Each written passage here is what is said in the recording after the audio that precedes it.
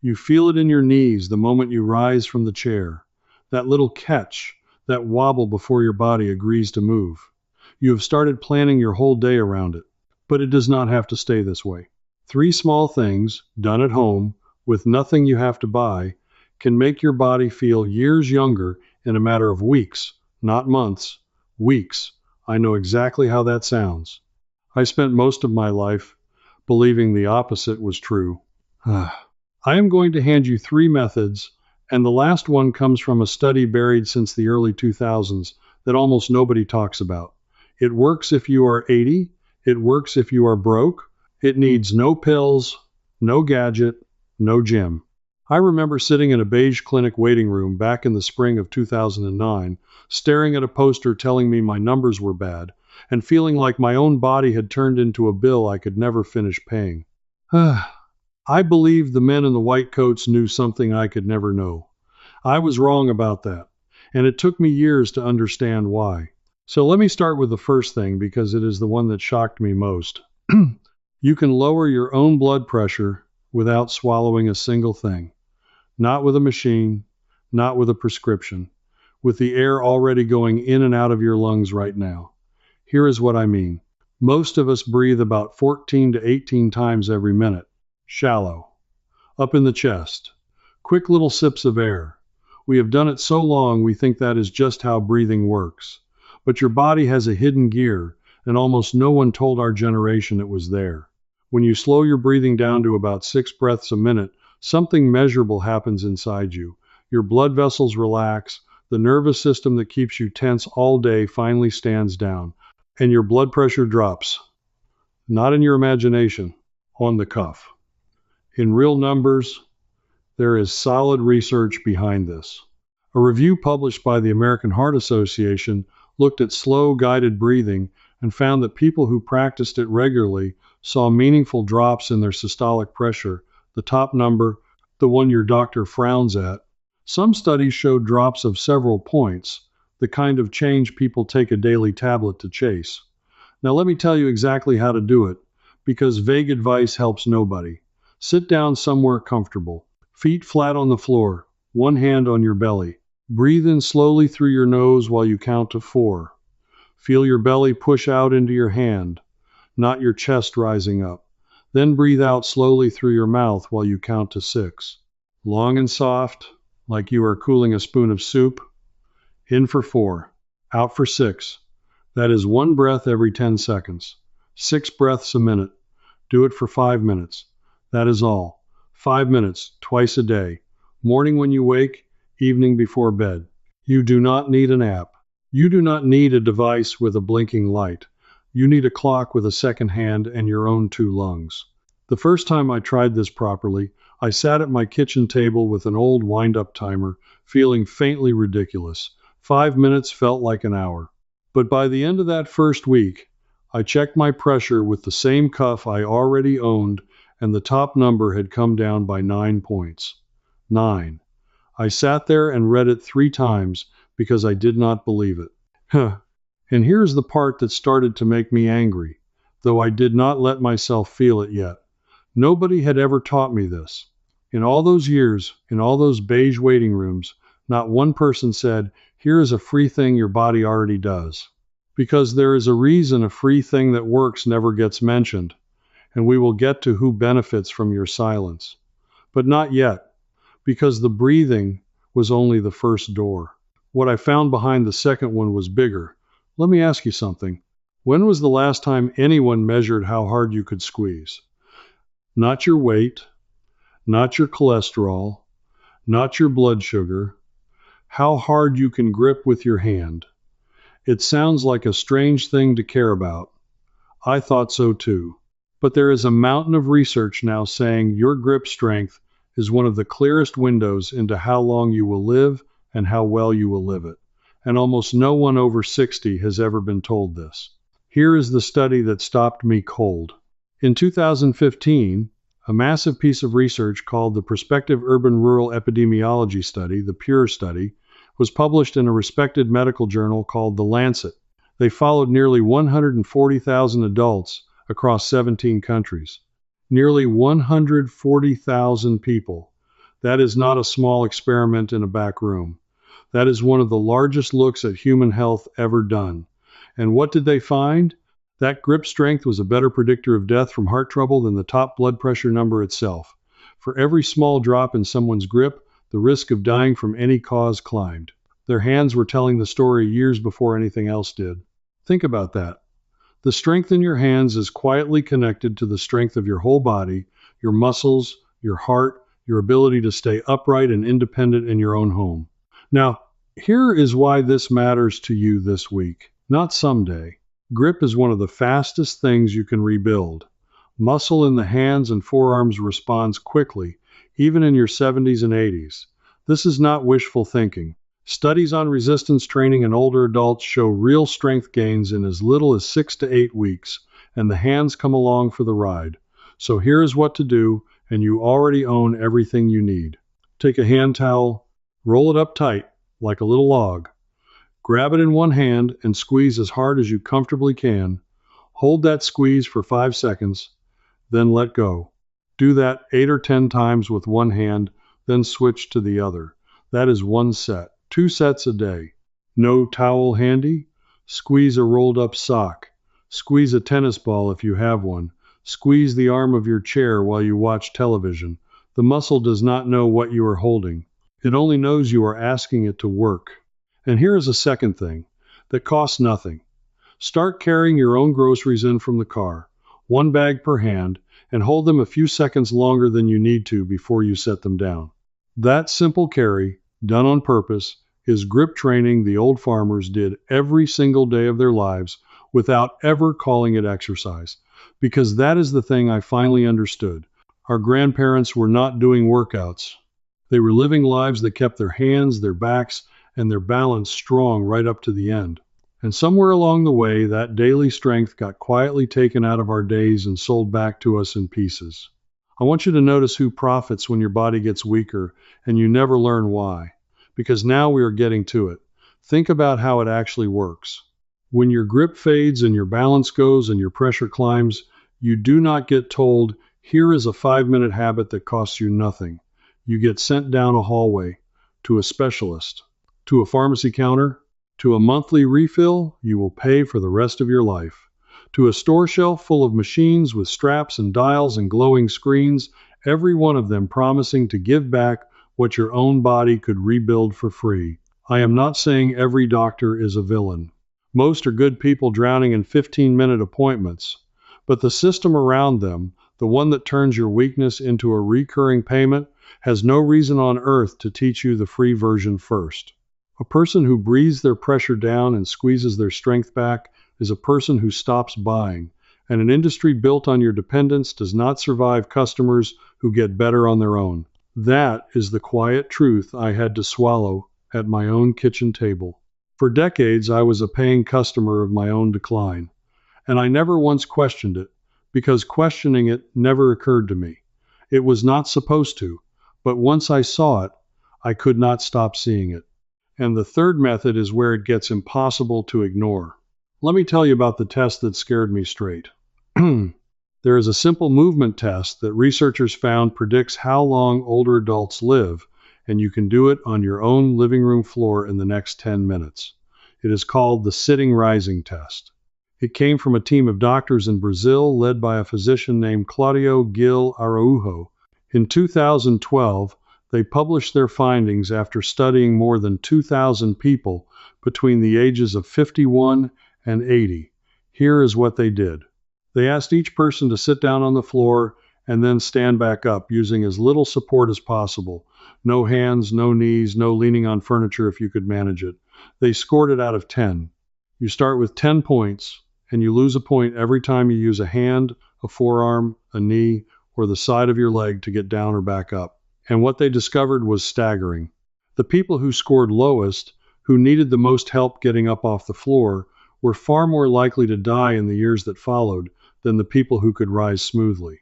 The difference in survival was dramatic. Now, I do not tell you this to frighten you. I tell you because it means the opposite is also true.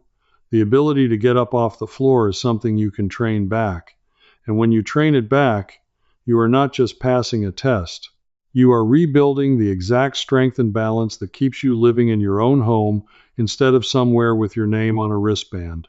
Here is how to practice it safely, and please listen to this part carefully. Do not throw yourself down onto the floor. Start standing next to a sturdy chair or a solid piece of furniture you can hold. Lower yourself down slowly toward the floor, using the chair as much as you need to until you are sitting. Then rise back up, using the chair as much as you need to. That is one repetition. Do it 3 or 4 times. Every week, try to use the chair a little less. A little less, let your legs take a little more. You are not racing anyone. You are just teaching your body that getting down and getting up is still something it is allowed to do.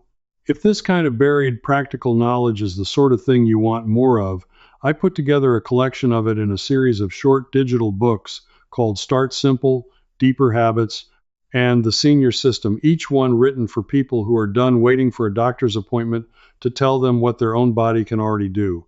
You can find them linked in the description below. Now, back to what that massive study actually revealed, because the finding is one that your doctor almost certainly never mentioned to you, and I know exactly what some of you are thinking right now. You are thinking, this is fine for someone with money and time and good knees, but it is not for me. My income is fixed, my budget is tight. I cannot afford a trainer or a fancy program or a room full of equipment. I want you to hear me clearly, because this next part I put together for exactly you. Everything I have told you so far costs nothing, not $1. The breathing is free. The towel you already own. The floor is already in your house. But let me give you the technique that proves this was never about money in the first place, because it is the one the tight budget folks tell me changes the most, the fastest. It is called the sit to stand, and it is the single most powerful free exercise for older bodies I have ever found. Sit in a sturdy dining chair, one without wheels, one without arms if you have it. Plant your feet flat, about shoulder width apart. Cross your arms over your chest so you cannot cheat by pushing off your legs. Now stand all the way up, then sit all the way back down, slow and controlled, like you are lowering yourself onto a cloud. That slow lowering is where half the magic lives. Do as many as you comfortably can in 30 seconds. Rest, do it again. 2 or 3 rounds, once a day.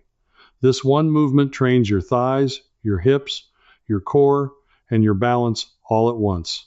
It is the exact strength you use every time you get off the toilet, out of the car, up from the couch.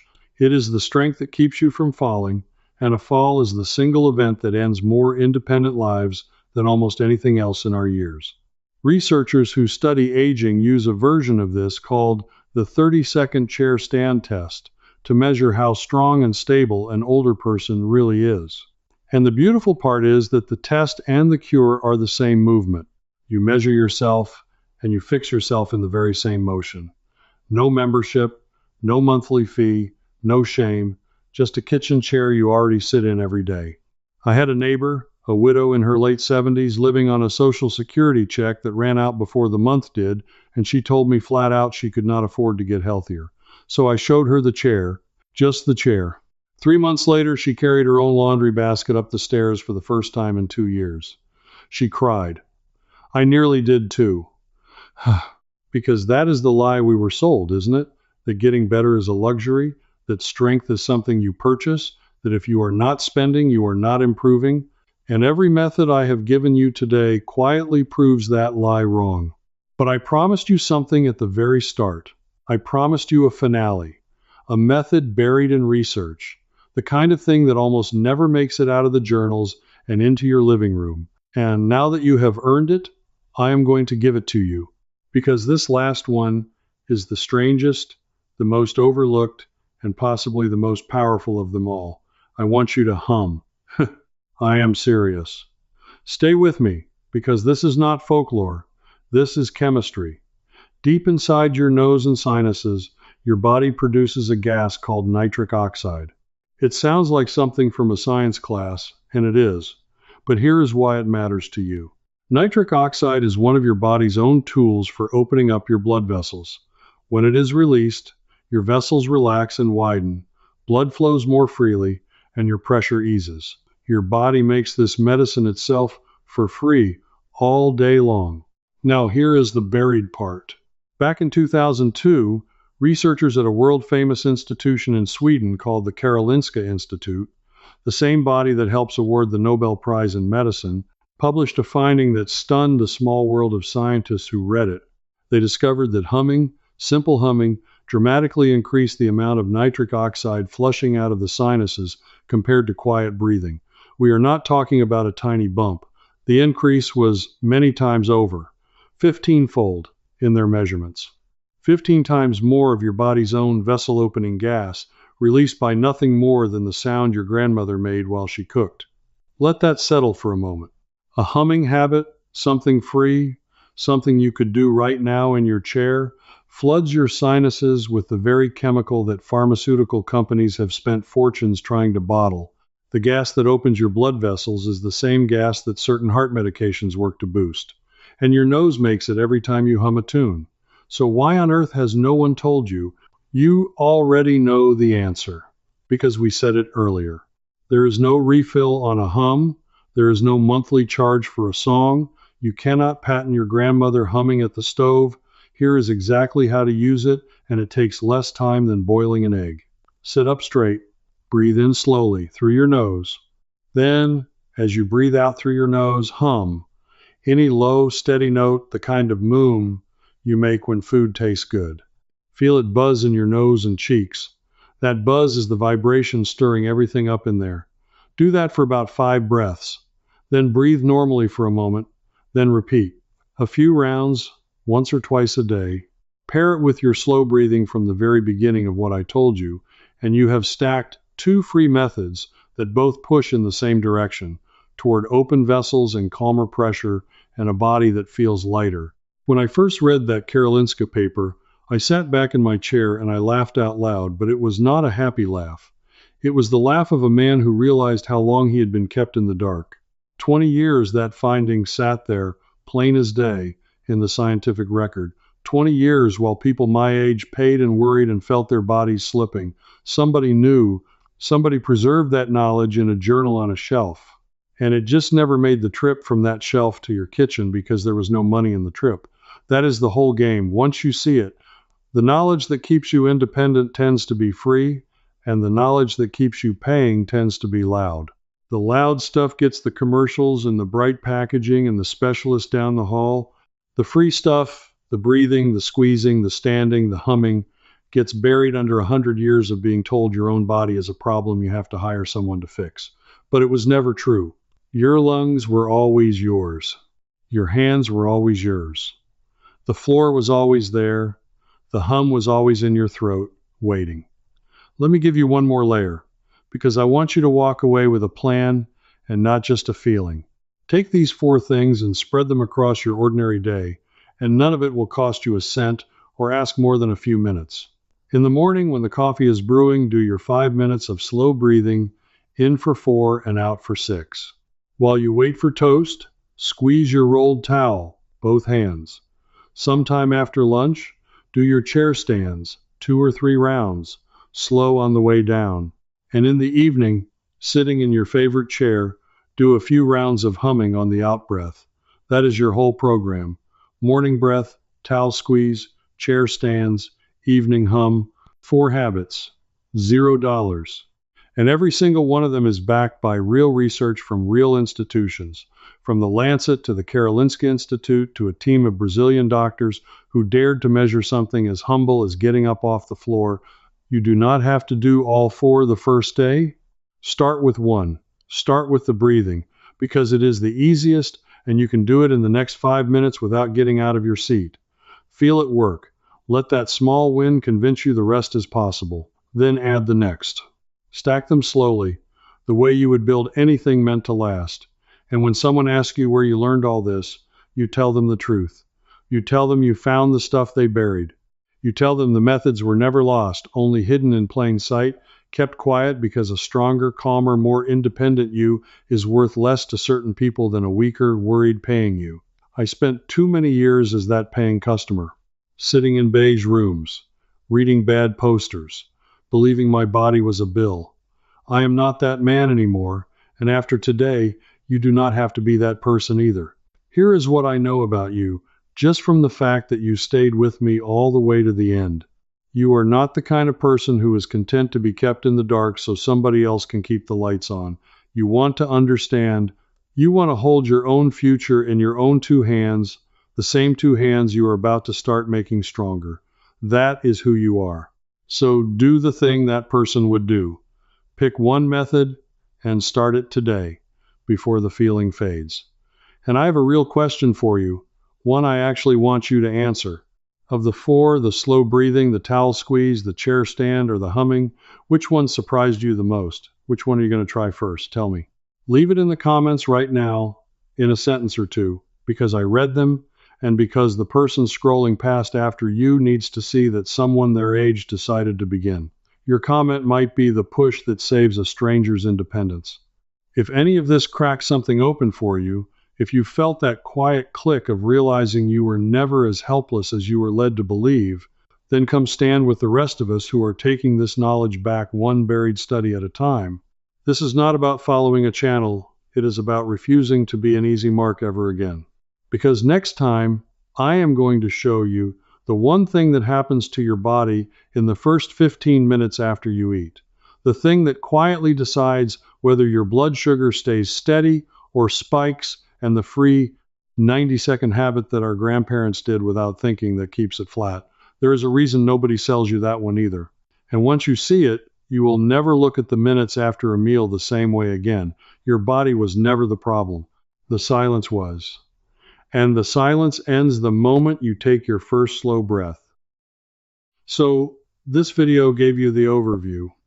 But join me inside the Wise Living Circle, and I'll pick up right where we stopped, walking you through the full home routine. In there, you can ask me your own questions, and a real person, me, answers you myself. You won't be alone either. Just point your phone's camera at the code on the screen, and you can cancel anytime, no risk at all.